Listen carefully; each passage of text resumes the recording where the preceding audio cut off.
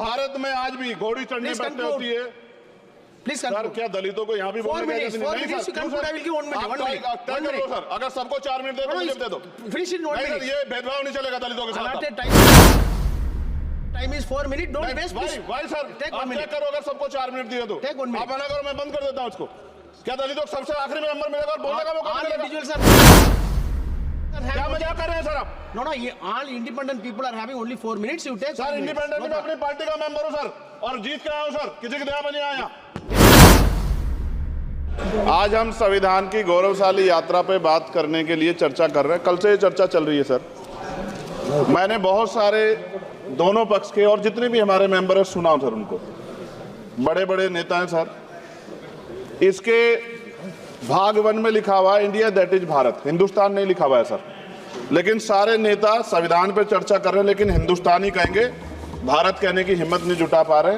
ये बड़ा सवाल है सर कि क्या संविधान के हिसाब से बात रखी जा रही है।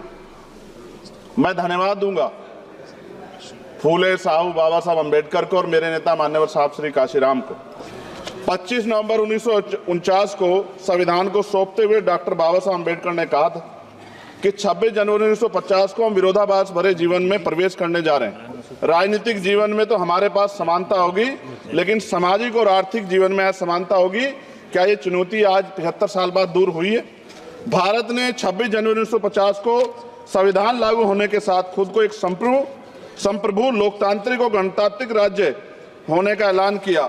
लेकिन सर, उस समय संविधान की स्थिति ये थी कि जैसे गांव का कोई आदमी, मैं 50 की बात कर रहा हूं, वो 50 साल पहले शहर में आ जाता और बड़े लोगों की महफिल में चला जाता, उस जहां वो खाना खा रहे हो, और वो टेबल पे नैपकिन को खा के जो है ये कहता कि ये तो फीका, क्योंकि वो जानता ही नहीं था, वो समझता नहीं था संविधान को, संविधान है क्या। संविधान उसके लिए महज दस्तावेज था। ये जिम्मेदारी थी राजनीतिक दलों पे कि वो संविधान को व्यवहार में लेके आते, और इसके इतने सारे आर्टिकल हैं, अगर इनको व्यवहार में लाया जाता तो मुझे लगता कि आज देश बहुत बदल गया होता। बाबा साहब ने कहा था कि लोकतंत्र भारतीय भूमि का केवल ऊपरी पोशाक है, उनके अनुसार यहाँ की संस्कृति अनिवार्य तौर पर लोकतांत्रिक है। भारत जैसे गरीब और गैर बराबरी वाले देश में संविधान के जरिए छुआछूत खत्म करना, वंचितों के लिए सकारात्मक उपाय करना, सभी वयस्कों के लिए मतदान का अधिकार देना और सबके लिए सम्मान अधिकार तय करना, ये बहुत बड़ी उपलब्धि थी सर। ये संविधान है कि आप वहां बैठे हैं और मैं यहाँ खड़ा होकर अपनी बात रख रहा हूं, और इस देश में आदिवासी महिला के तौर पे जो है राष्ट्रपति बनी है, और प्राइम मिनिस्टर तो नहीं बना, लेकिन शेड्यूल कास्ट के बड़े नेताओं को भी जो है राष्ट्रपति बनने का मौका मिला। ये संविधान की देन। अगर वोट हम पे नहीं होता तो शायद अमीर और जो राजा महाराजा खुद को मानते हैं हमारी गलियों तक नहीं आ पाते, हमारे हाल नहीं जान पाते।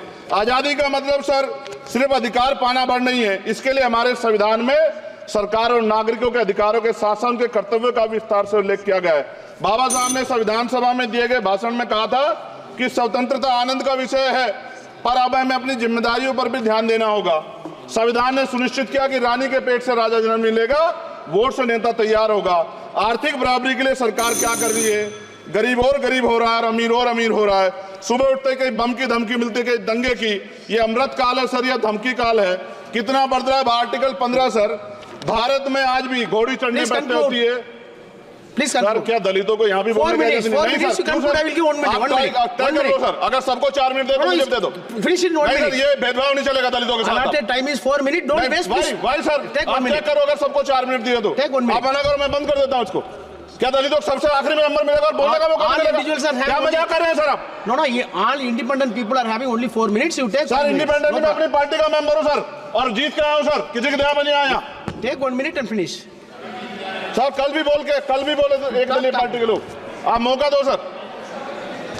मूछे रखने पर हत्या होती है, महिलाओं पे, छोटे मासूम बच्चों पर रेप हिंसा होती है। एनसीआरबी का डाटा देकर डर लगेगा। यही 1 किलोमीटर में संविधान को जलाया गया, और महाराष्ट्र के परभनी में अभी भी संविधान को नष्ट किया गया, उसकी कॉपी को। आर्टिकल 25-26 में संविधान में सभी को धार्मिक आजादी। कहाँ है दलितों की, मुसलमानों की, जैनों की, बौद्धों की, ईसाइयों की? छत्तीसगढ़ में सतनामी समाज को संविधान की अपनी धार्मिक आजादी के आधार पर जो है उनको अपमानित करके जेल में बंद कर दिया। संभल, अजमेर, अयोध्या सब इसका उदाहरण है। ये सरकार आलोचना डरती है। कितने लोग जेल में बंद है? मिरान हैदर, खालिद सैफी, उमर खालिद खान, सिफा खान, गुलफ्शा फातिमा और आजम खान साहब राजनीतिक विरोध में बंद है। सरकार यहाँ बैठी है, सरकार सामाजिक न्याय की बात करती है। बताएं कितने दलित मुख्यमंत्री बना रखे हैं आपने? 13 ज्यादा सरकार स्टेट में सरकार है। कितनी महिला मुख्यमंत्री है? आपकी सरकार ने सुप्रीम कोर्ट के आदेश के बाद रिजर्वेशन प्रमोशन में जारी नहीं किया। और ओबीसी को पॉलिटिकल रिजर्वेशन आप देंगे नहीं देंगे, आप बताने का काम करें। मैं 75 साल की गौरव यात्रा में हम एक सभ्य समाज नहीं बना पाए, इसलिए जाति आधार पर SC ST OBC के बच्चों को प्राइमरी स्कूल से लेकर उच्च संस्थानों में भेदभाव किया जाता है। सरकार निरंकुश हो गई, कोई बुलडोजर से कार्रवाई करता है। कल मंत्री जी ने कहा हमने राष्ट्रीय पिछड़ा वर्ग आयोग बनाया, 69 शिक्षक भर्ती में उसकी सिफारिशों को नहीं माना।